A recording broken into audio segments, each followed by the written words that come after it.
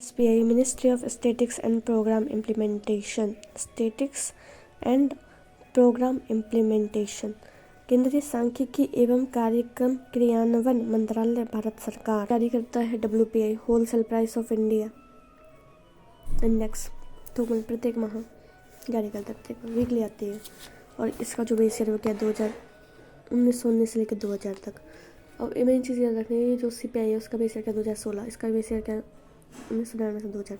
Agriculture statics पढ़ेंगे। Agriculture statics में क्या है, स्टैटिस्टिकल डेवलपमेंट रेवेन्यू, 3 चीज़ें काम करती है एग्रीकल्चर में। स्टैटिक्स भी होनी चाहिए, रेवेन्यू टैक्सेस वाला, और एग्रीकल्चर डिपार्टमेंट तो आएगा ही आएगा, एग्रीकल्चर वाला, रेवेन्यू वाला और स्टैटिक्स वाला। फिर यहाँ पे है तीनों डिपार्टमेंट संयुक्त है आपका बना के गवर्नमेंट ऑफ इंडिया को सेंड करते हैं। सारी रिपोर्ट बना के गवर्नमेंट ऑफ इंडिया को सेंड कर देते हैं। टाइमली रिपोर्टिंग स्कीम है, गवर्नमेंट ऑफ इंडिया योजना है। उसमें 1972-73 में खरीफ में फसलों का अनुमान लगाते हैं। सैंपल 20% लेते हैं 5 वर्ष में। तो स्टेट में कौन करता है, DES काम करेगा एग्रीकल्चर के लिए। DES का भी एक है नाड़ NAD, स्टेट में DES ही करेगा, CSO के निर्देशन में करता है। लेकिन ठीक है, आर्थिक समीक्षा जो भी है, इकोनॉमिक रिव्यू, उसका काम भी DES ही करेगा। ठीक है।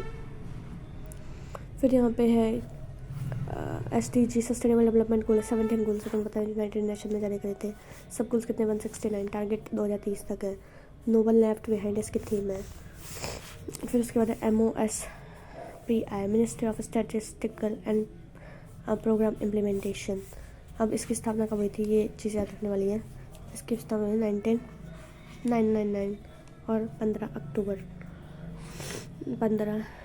अक्टूबर को।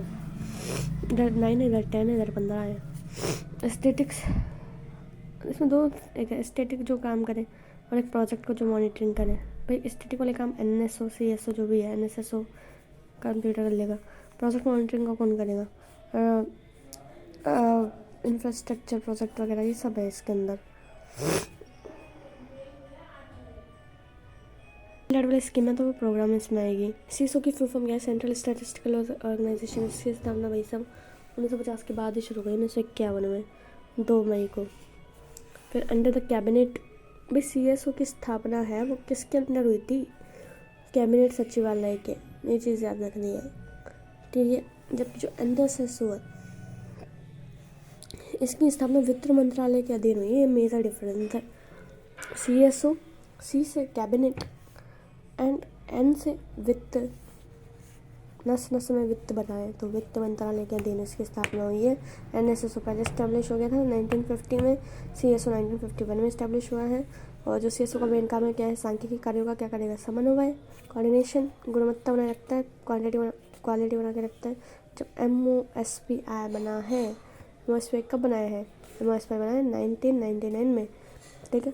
तो उसमें क्या होता है आपके तब से, जब से CSO MOSPI के अधीन ही काम करते हैं। Ministry of statistical planning implementation के अधीन काम करता है। NSO national sample survey office वित्त मंत्रालय के अधीन काम किया है। इसने सर्वे करवाने का काम है। सर्वे जितने भी हो गए NSSO करेगा सर्वे। ठीक है। प्रत्येक राज्य में इसका कार्यालय है। किसी भी चीज़ का सर्वे करें उसका निर्देशन कौन करेगा, भाई CSO करेगा निर्देशन का काम CSO करेगा। सर्वे का काम उसका है, निर्देशन का काम नहीं है इसका, सर्वे का काम है। डिविजन्स बहुत सारे हैं, SDR simple divisional operation division, data processing, economic वाला। फिर यहाँ पे नीति आयोग हुई 1 जनवरी 2015 से, national institute of the transforming India योजना आयोग था 1950 में। What is new NITI Aayog, think tank तरह का काम करेगा। चेयरमैन PM है, वाइस चेयरमैन सुमन की बेरी, ये थोड़ा इंपॉर्टेंट है सुमन की बेरी। फुल टाइम मेंबर है भी होते हैं इसमें, एक्स ऑफिस वाले गृह मंत्री वगैरह वगैरह।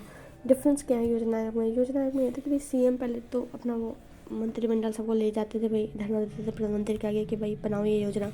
लेकिन अब नीति आयोग ने क्या कर दिया कि टैक्स फिक्स कर दिया कि भाई राज्यों को इतना % टैक्स दे दो, भाई तुम इसका उपयोग करो, तुम अपनी योजना बनाओ। इसमें क्या है, सिस्टम ऑफ नेशनल अकाउंटिंग, इसका सीधा संबंध आय से है।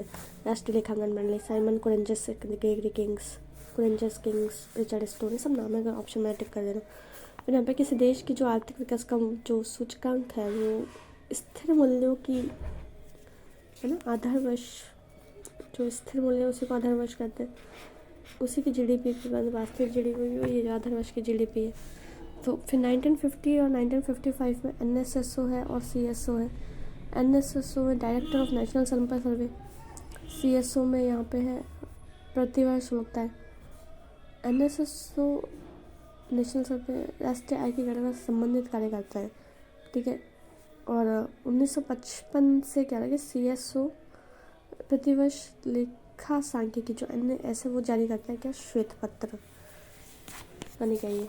फिर यहाँ पे आरबीआई की मौद्रिक नीति, बैंक दर, खुला बाजार परिचालन, आखिरी का रिजल्ट आरबीआई होता है। गवर्नर आरबीआई क्या है भैया, मौद्रिक नीति में बैंक दर आएगी, खुला बाजार परिचालन, आखिरी का रिजल्ट भी आरबीआई है। गवर्नर की नियुक्ति पीएम करेगा। First governor Osborne Smith, current Shaktidas Kant, स्वतंत्र भारत में कौन था, सीडी देशमुख।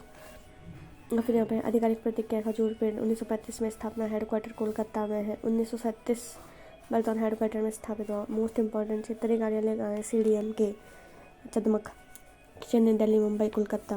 भारत में जो अंतिम ऋणदाता आरबीआई। आरबीआई का जो राष्ट्रीयकरण हुआ था, ये सबसे ज़्यादा पूछा जाने वाला क्वेश्चन है। आरबीआई का राष्ट्रीयकरण हुआ था 1950 से 1 साल पहले हो गया था भाई साहब, 1 अप्रैल के दिन।